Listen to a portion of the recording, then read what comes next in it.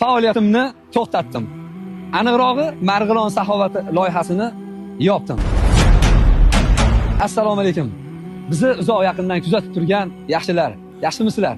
Birinchi beriladigan savol: nimaga bunaqa qildingiz yo biror narsa bo'ldimi?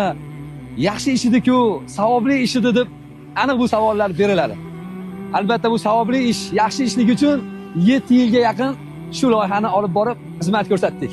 Avvalo Allohning fazli bilan va siz saxiylar, yaxshilar sababligingizda. Do'stlar, qilgan bo'lsak, hazil akam, to'g'risini aytsak, mehnat hazil akam ishlar bo'lmadi.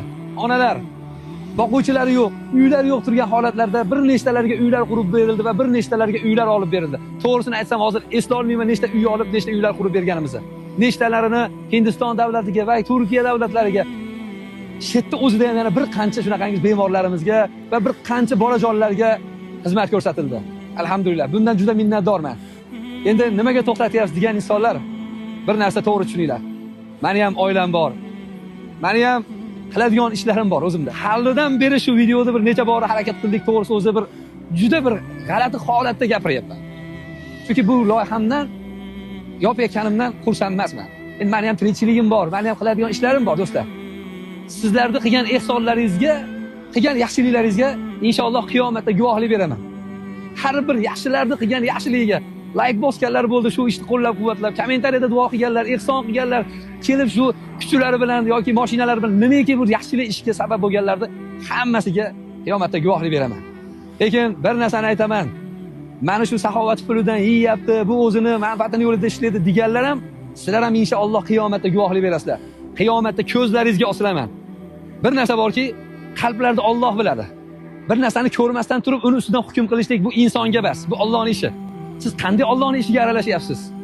Meni yedi, bu yeydi deydiganlar, qiyomatda shuni biling, ko'zlaringizga osilaman. Meni ustimdan bu bundaqa deganlar, menda yo'q sifatda siz gapiryapsizmi?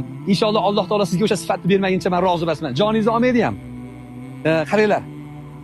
Men agar shu saxovat puli, yetimlarning pulini yeb yurganimda, birinchidan faoliyatim 7 yilgacha bormas edi.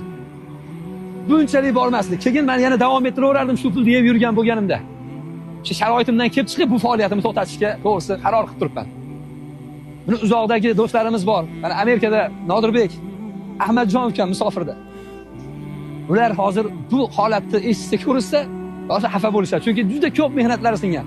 Va yana bir qancha yaqinlarimiz shu yelkama-yelka turib yonimizda Marg'ilon saxovatida juda qattiq xizmat qilgan, mehnat qilgan insonlar bo'lishdi.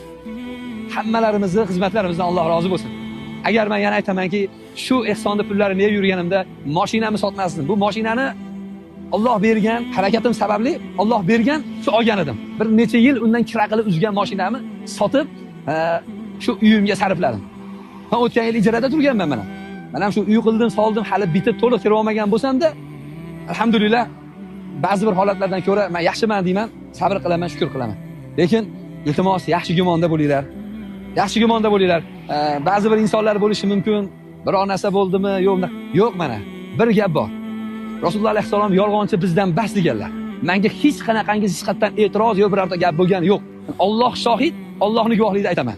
Chunki men xalqimiz uchun, elimiz uchun chiroyli xizmat qilib, yonib kechalari uxlamasdan, to'g'risini aytganda, loy bo'lsa loyga tushib, suv bo'lsa suvga tushib, qishda sovuq kunlari bo'ladimi, yozni issiq kunlari bo'ladimi? Shu muhabbatimiz, shu xalqimizga bir shunaqangiz shijoatimiz bilan Allohning fazli bilan xizmat qildik.